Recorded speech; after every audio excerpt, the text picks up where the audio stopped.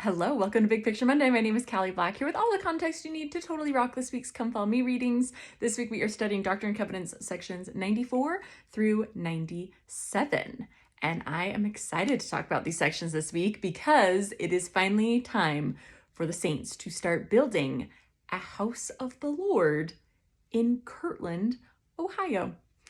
In fact, it's actually past time when they should have started building this. If you remember, it was about 6 months prior to this. This was in January of 1833 that the Lord gave section 88 as a revelation, where he said two directions, right? Build a house of the Lord and build a school. Now, Joseph and others had immediately gotten to work on the school part. They had built the School of the Prophets, or the building was already there. They used the second floor of the Whitney store, but they established it, right? And School of the Prophets had been going strong, and then it had ended its term. And now here we are in the summer of 1833, and the Lord is reminding Joseph and the saints that they haven't been taking his direction to build a house of the Lord as seriously as he had intended. Now, before I dive into these 4 sections, I want to point out one little error that I think actually affects a lot of things this week, and that is that section 94, our first section that we're supposed to be studying this week, due to just a clerical error at some point, was incorrectly said that it was received in June of 1833, when it was actually received in August of 1833, 2 months afterwards, right? Wouldn't normally be a big deal to make a 2-month mistake like that, but because of that, it puts 94 before 95 and 96, which were both received in June of 1833 as well. And then it means that we're talking about the temple building committee before they get the direction to actually start working on the temple more. It actually does not make sense if you read it in order. So I'm going to recommend that you read it in its true chronological order, which is how I'm going to go through it with you today as well. So start with 95, then do 96, then go back and get 94, and then go to 97, okay? I recommend going in that order. It just makes more sense that way, and that's how I'm going to do it right now because, as I said, it makes more sense. Okay, so 95, let's start there. We're in June of 1833. This is the big, wake-up call revelation for Joseph and the saints, where he's saying, I was serious about those directions to build a house of the Lord. You haven't been working on those. Now is the time to really move forward on that. I'm expecting that from you. And the Lord gives just basic instructions on how to build the house of the Lord so that the saints can move forward with this. So here we go. This is now going to be our main focus. The Lord is just telling them, time to make a temple in Kirtland. The next revelation, section 96, was received just a few days later because a location had been chosen for the temple. Right, here's where the house of the Lord can be. But there were some disputations on who should own the land and kind of the legal basis for building a house of the Lord.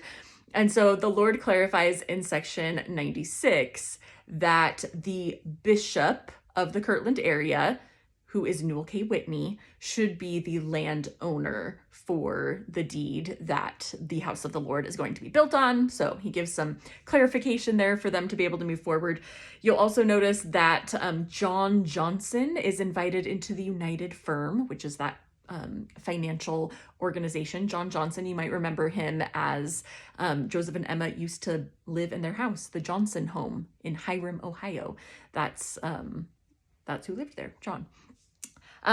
Around this same time, not in this revelation, but around this same time, the first presidency, which is Joseph Smith and his counselors, Sidney Rigdon and Frederick G. Williams, they received a vision where they saw in detail the house of the Lord and how it should be built. They saw inside and outside and exact details.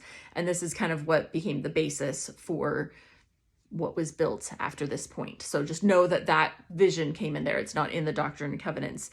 But really, these 3 men, the first presidency, became focused on building a whole city. They did not want to just stop at a house of the Lord. They had these plans drawn out with different lots and lots of buildings around the temple that served different purposes as well. There were all these very extensive plans that were being made. And I think that just adds some context for future revelations that will be received. Okay, so work is starting. 2 months later now, in August, we get section 94, and this is where the Lord calls Hiram Smith, Reynolds Cahoon, and Jared Carter as members of the building committee, meaning they are now officially assigned to start working on the construction of the Kirtland temple. And the Lord also makes it very clear in this revelation that Kirtland is not Zion. Kirtland is not the location of Zion, but it will be a substantial stake of Zion. Some really cool applications there, making it clear that, all these people that are like, are we really putting down roots in Kirtland? Aren't we all supposed to go to Missouri? And the Lord is saying, listen, I have declared independence Missouri as Zion, but you're going to stay here in this stake of Zion right now and build up this stake and build a house of the Lord in this stake. Really cool. I love that. And some other directions about how to build it and focusing on the house of the Lord first before they move on to any other buildings that they're also wanting to build around the temple. Now, we've got one last revelation, and you might be thinking, well, what about Missouri? Like, what are the saints in Missouri doing at this time? And the issue is that the saints in Missouri, we know, had already received direction to build a house of the Lord there, but they hadn't really been moving forward on that. They also had been told to start their own school of the prophets. And so a lot of the leaders in Missouri had some questions and wrote those to Joseph, like, hey, what exactly are we supposed to be doing here? And so Joseph prayed and received the revelation known as section 97. And this kind of answered with clarity, yes, start the school of the prophets. Yes, start moving forward on the house of the Lord now. Like, let's get things going, kind of an exciting step forward for these saints in Missouri. And this was sent off in early August of 1833 to Missouri.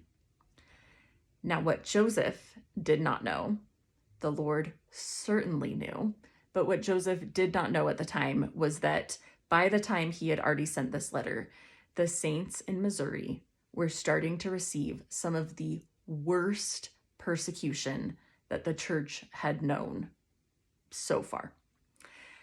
And I'm going to have to leave you on a ... because that's what we will talk way more about next week and in future weeks, is what these saints in Missouri are having to deal with. And they were not able to implement that specific revelation. But I also think it's cool looking through section 97, because knowing that the Lord knows that the saints in Missouri are not going to be moving forward with a school of the prophets and a temple right then and there in that moment, look at the little phrases and pieces of revelation and acknowledgments that are throughout that revelation that I bet were comforting still to receive when the saints in Missouri did receive this revelation.